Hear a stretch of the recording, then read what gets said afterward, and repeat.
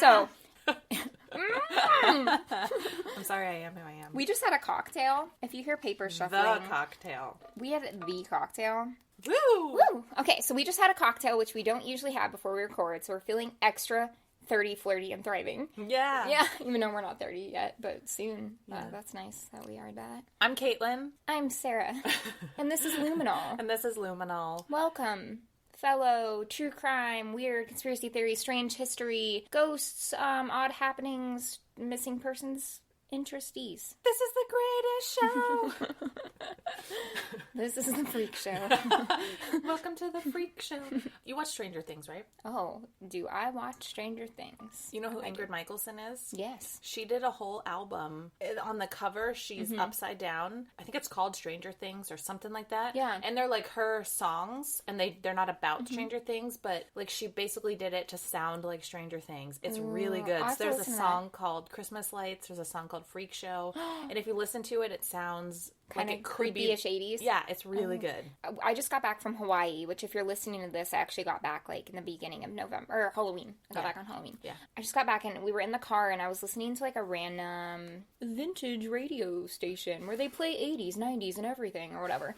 And that's my radio voice. Yeah, they play 80s, 90s. Oh. The hits of today. Yeah, Kiss FM, really flat. Evan never ever listens to pop radio. He's a classical musician and he only listens to classical music. So it's a thing. He knows nothing about modern music. Like one time he said, "Oh, it's getting hot in here." So I was like, "So take off all your clothes." And he was like, "Why'd you sing that?" And I was like, "Because the song." And he was like, "What?" And I'm like, "Nelly." And he was like, "Who's she?" Like, he's just like, had absolutely no idea. Oh, honey. But he's like Lindsay Lohan in Mean Girls. Yes. Yes. I have really bad breath in the morning. But people care about other things. Who sings this? Spice Girls? Yeah, that's Evan. That's Evan, who was he. Okay. And so we were in the car, and they played, like, a really generic 80s sounding song. And Evan was like, "Is this a song, like, based on Stranger Things?" I was like, "Honey, no, Stranger Things is based on the 80s. Like, it's the other way around." Oh, he's so cute. No. He's not my 3-year-old toddler, if this is your first time listening. He's my husband. He's her husband. But I love that you thought my 3-year-old toddler was a classical musician. No one thought that. I play the recorder. Evan's a failed kazoo player. They kicked him out for playing kazoo so poorly. Wow. As an adult. I'm not kidding. You got some splaining to do. You played recorder? Do you play anything else? Hot cross buns. No.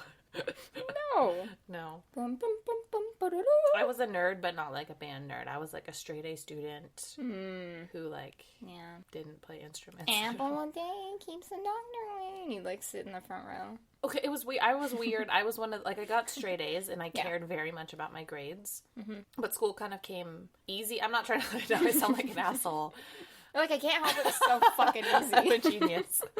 But I cared about my grades. I mean, I'm not a genius by any fucking matter, obviously. But it just kind of came. I didn't have to try that hard. Yeah. For like basic classes, like when I took calc and physics, I had to try really fucking hard. But like when I took my Oxford law classes, those were a little difficult. I sound like an asshole. But at the same time, I was like not a troublemaker, but I talked a lot, which I know is shocking. They make you go sit in the like corner, separate you I got from moved people. all the time, but it didn't like I would be just talking, and then they'd be like, "Caitlin, switch seats with Veronica." Then I would just talk to. It didn't matter where they put me. You're I would like, just cool. talk. How are you doing, Betty? Like I'll talk to anyone. So I got moved around a lot, and I taught. So I wasn't. I think if you watched me in class, you'd be like, "That bitch doesn't pay attention." But then I like got straight A's. Like her grades must suck. I started my educational career in England, and they're ahead of us. Yeah. So you were a little bit ahead. Yeah. And it probably benefited you the rest of your education. When we moved to Alaska, and people were like, whatever they were learning, I was like, oh, I've been doing all this for like a year.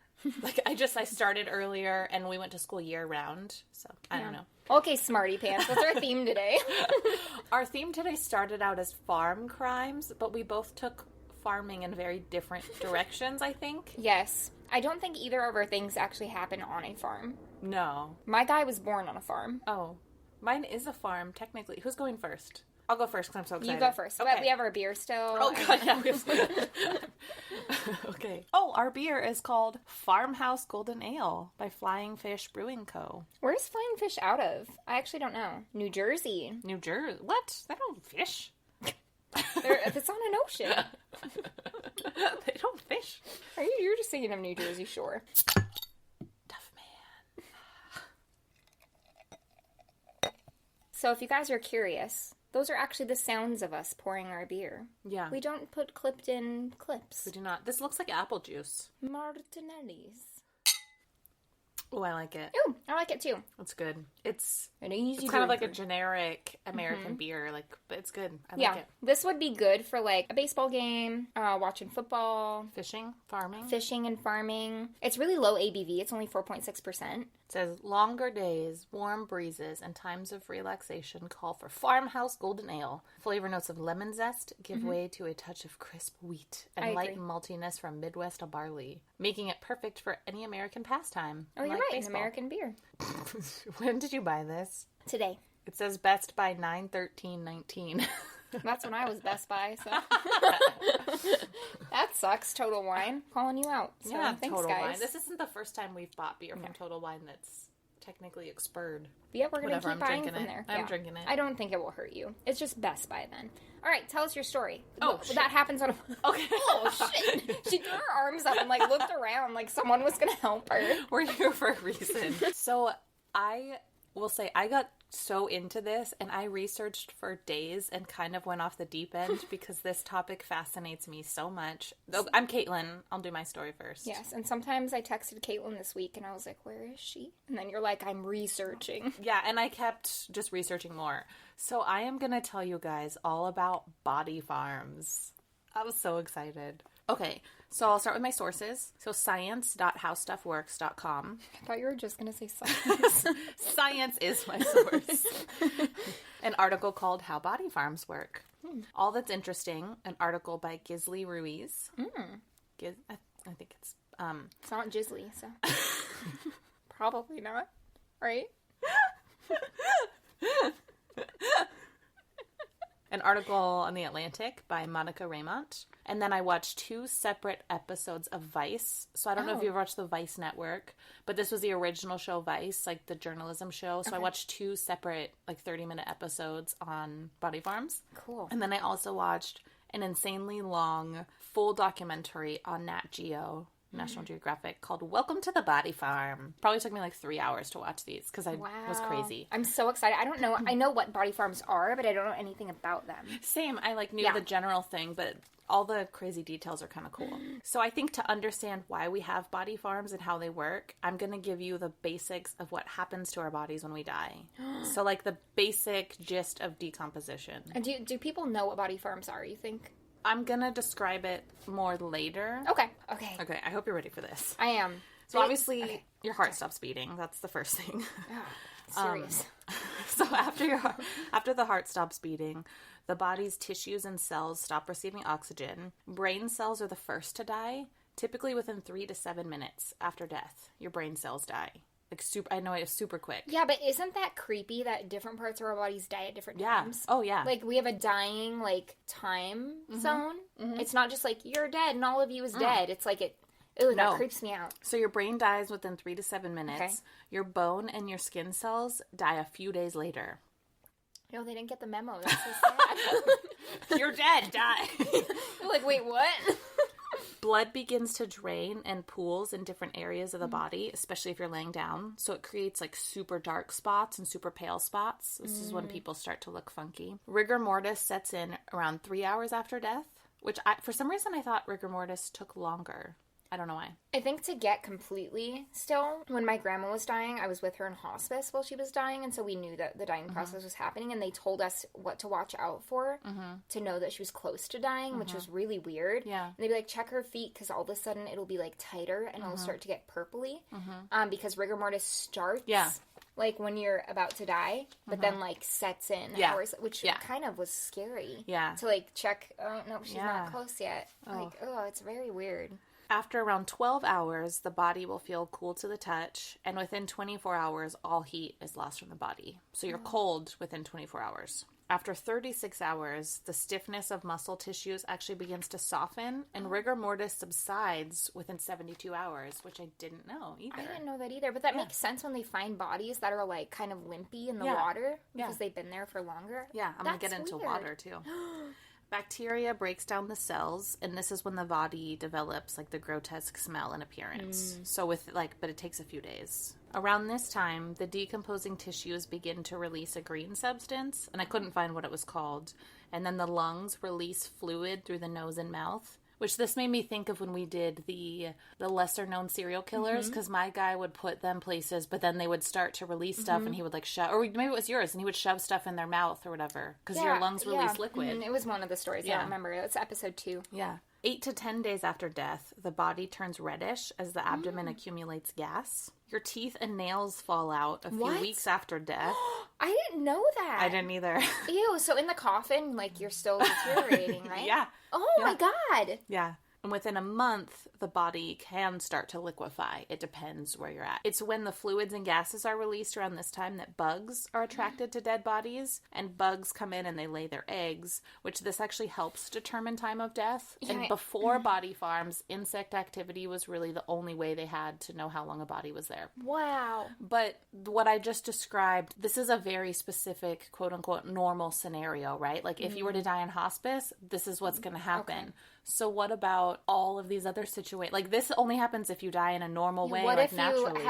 You died from blood loss? Or what if you died and you were put out in the snow? Exactly, or in water. How would you know? Yeah. Exactly. So the environment plays a huge role in decomposition. For example, we now know that a dead body left in water decomposes twice as fast as a body left unburied on land. What?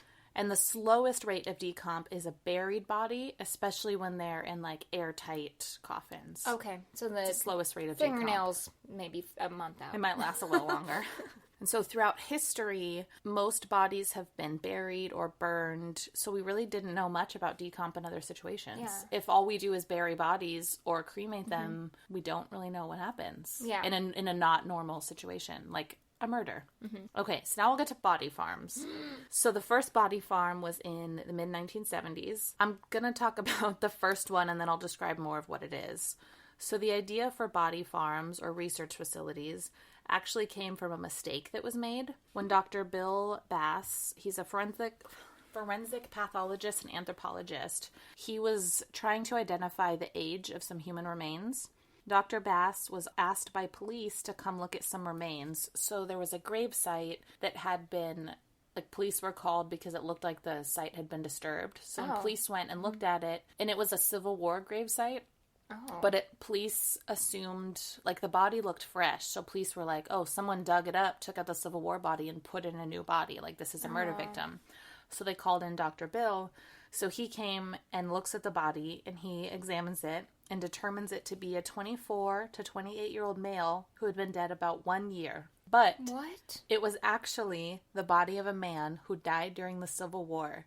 He had been buried in an airtight container and preserved, so he had hardly decomposed. Like, he had only decomposed as far as he'd get after a year, but the body was from the Civil War. What? That's insane. How cool. So this and a few other kind of very similar examples led the doctor to asking a lot more questions about decomp that we didn't know and they'd never been studied. Because he was like, how could I be wrong? Like, we're wrong about this stuff because we really don't know much about decomp. What a woke doctor. Yeah.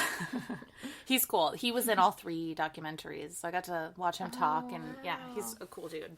So he went to the dean at the University of Tennessee and basically asked for some land to put dead bodies on for scientific research. Sure. And the dean was like, great, here's a small plot of land. And it was around, I think it was under an acre when it started out. That's pretty small. But I like that they were like, okay, let's do it. Yeah. So it does seem like a good idea. Yeah. So a body farm literally stemmed from, like, mistakes and him realizing we need. So he asked for a plot of land, and then bodies were donated, or bodies that, like, weren't claimed by families were given, and they just... That's how the body farm started. Kind of like the dissection episode we did. Oh, yeah. It's like, well, that one was a little bit more illegal. Like, they were just finding bodies and using bodies, whatever, but same sort of thing. It eventually became, like, that it be donated or this or that or And the term body farm, I found there were like 2 origins that are thought possible. Police in the 1980s would call them that, kind of as slang.